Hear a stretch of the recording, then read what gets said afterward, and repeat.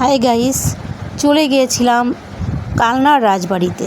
তো কালনা রাজবাড়িতে গিয়ে এত সুন্দর একটি মন্দির দেখলাম। যেমনি মন্দিরটা হাইট উচ্চতা, তেমনি মন্দিরের পুরনো হতে পারে। মন্দিরের কারুকার্য কিন্তু দেখতে অসাধারণ।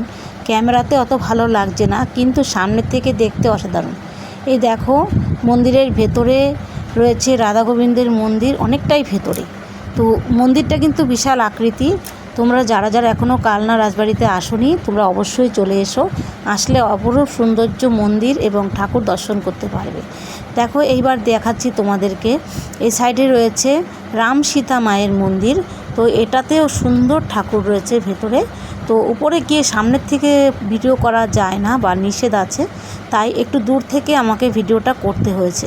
তোমরা যারা যারা এখনও গিয়ে পর্যন্ত আসোনি, তোমরা অবশ্যই আসবে। আসলে দেখবে তোমাদের কাছে অনেক ভালো লাগবে। ভালো লাগলে লাইক কমেন্ট শেয়ার করো। Thank you.